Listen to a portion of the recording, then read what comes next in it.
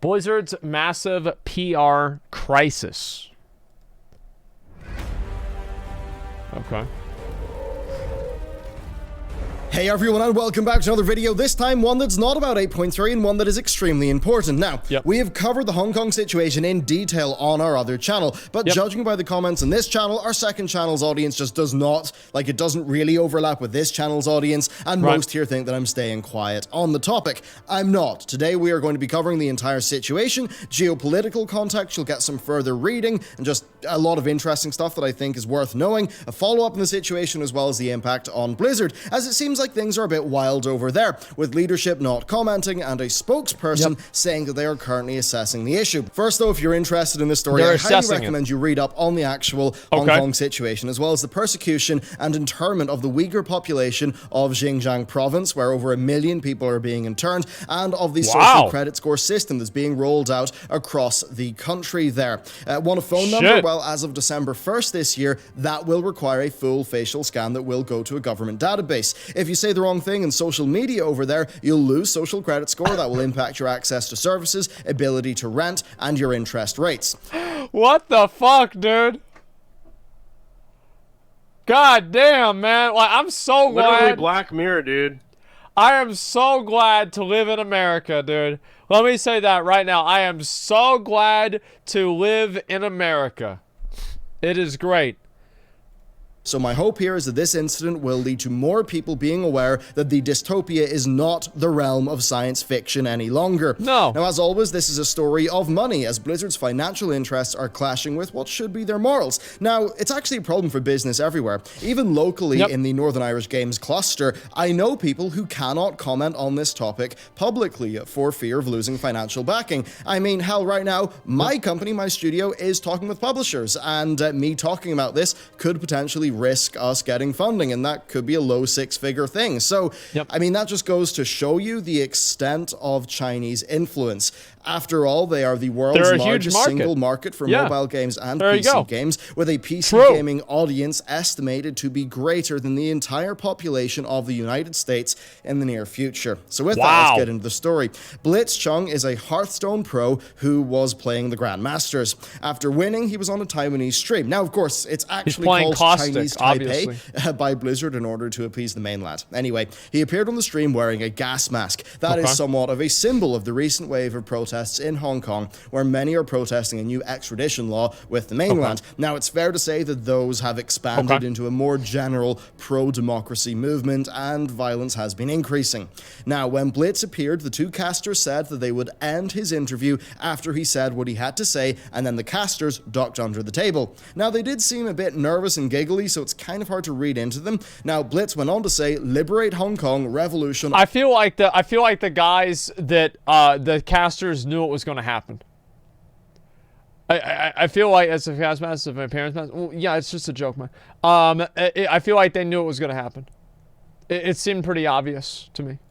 Of our age. The stream was then cut, and the fallout began. Blizzard responded quickly by banning Blitzchung from professional Hearthstone play for a year. They stripped him of his win and of his prize money. Blizzard said this was for violating competition rules and constituted individual behavior which does not represent Blizzard or Hearthstone esports. Which is now, that's what was said in a Western post. However, they also responded locally. Now, here's the deal. Working with languages is difficult, and it's particularly the case here because Mandarin is an incredibly contextual, nuanced language, but thanks to some very, very helpful assistance from Spanking Jackson in our Discord server, we have an idea of what was said. In short, the statement amounted to a strongly worded disapproval of Blitzchung and the casters' actions, as well as them stating their own political point of view. The post announced that the casters would never have the opportunity to work with Blizzard in the future, and concluded by stating, at the same time, we shall, as we always have, resolutely uphold our country's honor. Of course. Now, our country's honor, that does make sense in that the statement from a local Blizzard office in the region. Guys, please stop saying it. You guys saw it yesterday. He's making a separate video, and he's following it up to give people context about the conversation, okay? Jesus Christ. But of course, it is an official communication from Blizzard Entertainment, who are a US company.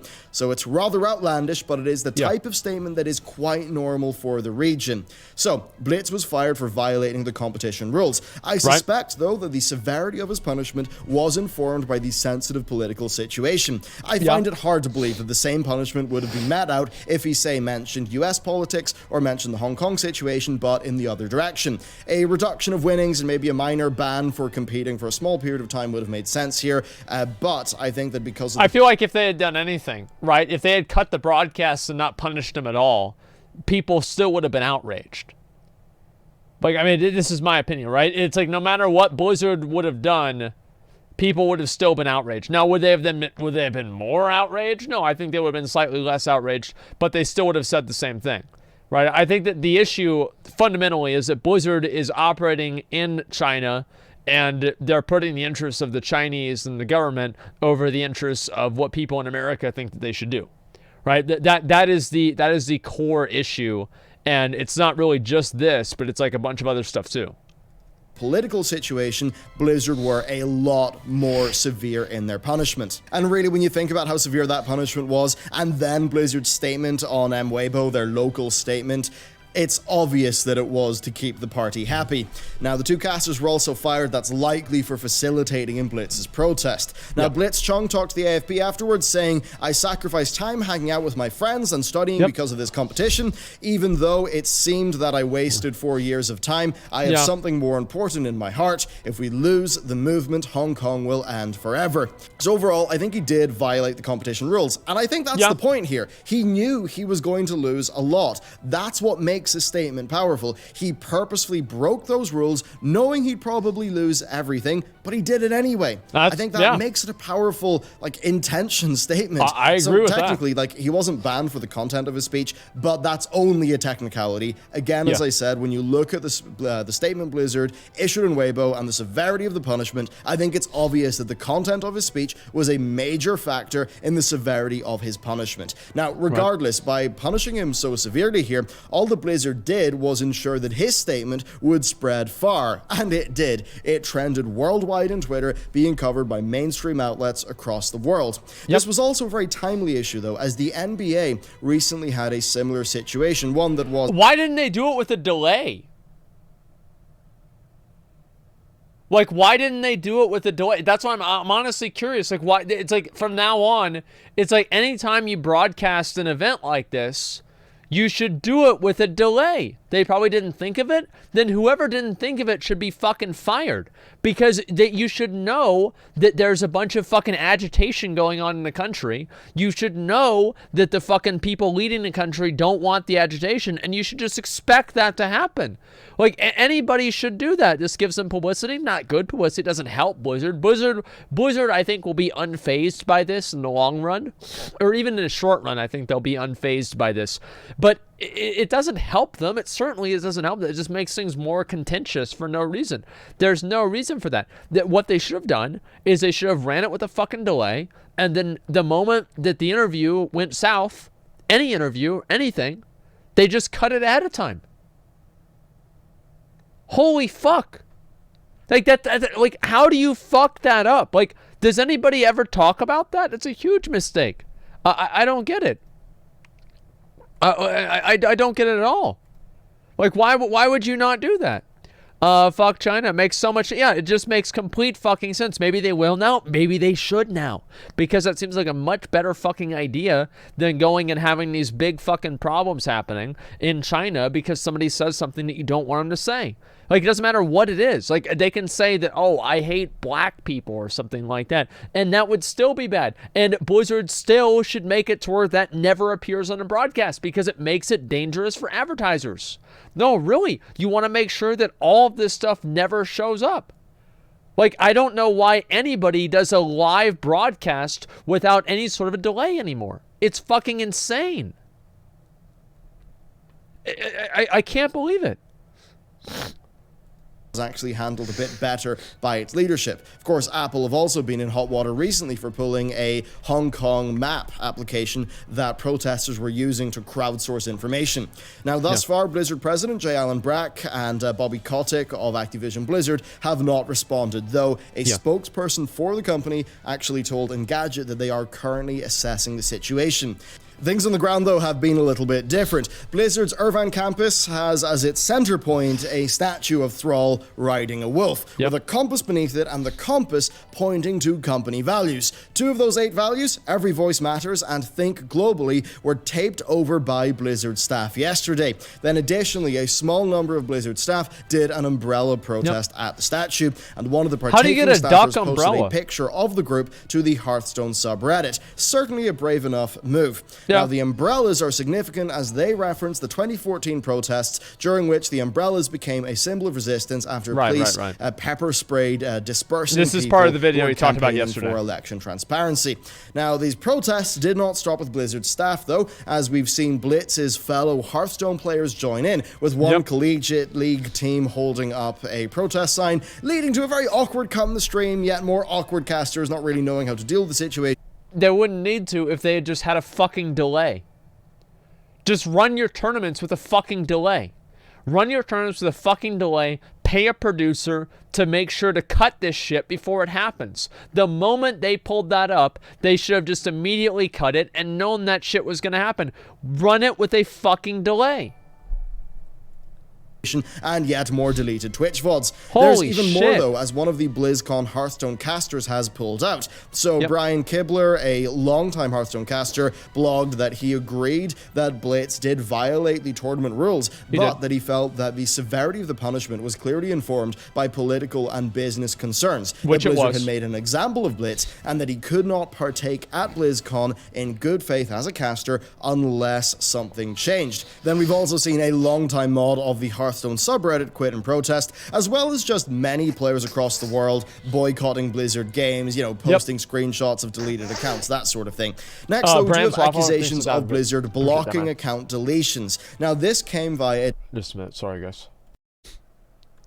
Tweet that got a lot of traction. However, it was later proved to be false, with the original poster of that viral tweet tweeting a follow-up message saying that actually it wasn't the case, and Vice News testing, showing that accounts actually could be deleted. Vice tested this and they could delete an account. So yeah, big fucking surprise that like something like this. Oh, they made it to where you can't delete accounts. That's such bullshit. Everybody knew that was bullshit. And I even had a success in deleting an account when I tested it, so it overall seems like that was either a temporary error or outage or something like that. Now, that said, as a part of protest, we've seen May be turned into somewhat of a pro-Hong Kong symbol in order to get Overwatch banned in China. Now, it's an interesting move that actually could work if it caught on. So, Chinese users of Weibo used Winnie the Pooh memes to mock Xi Jinping, the leader. Now, that resulted in poor Winnie getting absolutely obliterated. And I suppose that means that if the May thing actually did catch on and it was being used on the ground, we could actually see the same thing happen. So, they just get rid of the character. I wonder if a Warcraft character was to turn into a, pro-protest symbol, which one do you think it would be? Now, we've also seen responses from U.S. politicians, with Democrat Ron Wyden of Oregon and Republican Marco Rubio of Florida commenting, with Wyden saying that Blizzard have humiliated themselves for a quick buck, and Rubio taking it as an opportunity to talk about China's worldwide leverage. We've also seen other companies weigh in, including Epic Games, who have said that they would not punish a player or creator for stating political opinions. I don't believe that. Now, this one is interesting. I believe they won't ban people for criticizing China, but I don't think that they'll have a blanket invitation for people to say their political opinions. I don't believe that at all, because that only makes sense until somebody says something they disagree with, and then it'll be different.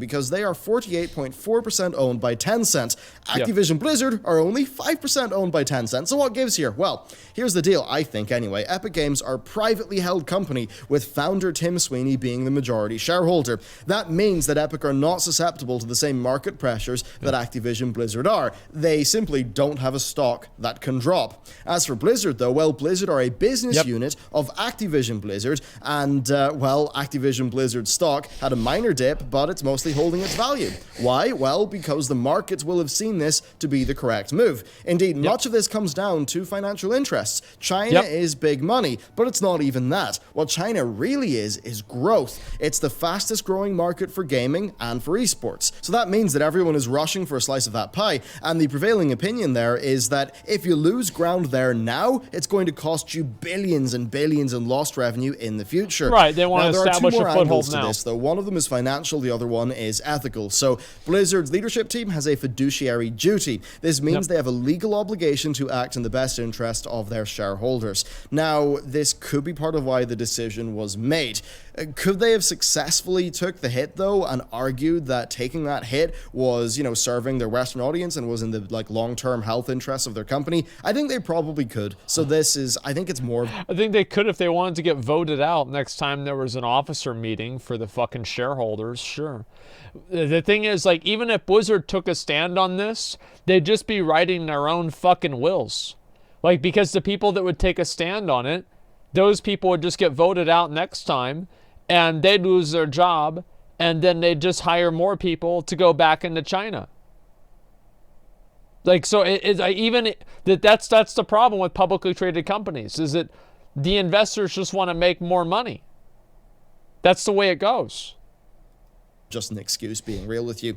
Secondly, though, there's also the safety of their Chinese employees. If Blizzard, did really anger the party, there could have been penalties for their local employees. Then there is another angle, and that's COD Mobile. So it's one of the most successful mobile launches of all time. By all accounts, it's an excellent translation of its source material. Of course, it will be big in China and is made by Tencent Games. Its early performance was responsible for a stock rally, so I suppose that's yet another reason why it would be a bad time to piss off China for Blizzard. Yeah. Overall, though, this could not come at a worse time for Activision Blizzard generally and Blizzard Entertainment specifically. Blizzard have been seen by the market to have been underperforming in recent years with just slow content, basically, and BlizzCon 18 being a wash. BlizzCon 19 is likely to be their largest ever. We're probably going to see Diablo 4, a new WoW expansion, and potentially Overwatch 2. They have a lot of eggs in that BlizzCon basket, and I think it would be foolish to think that this situation won't impact that. If they talk about Diablo Immortal on stage, I wouldn't be surprised if the crowd just started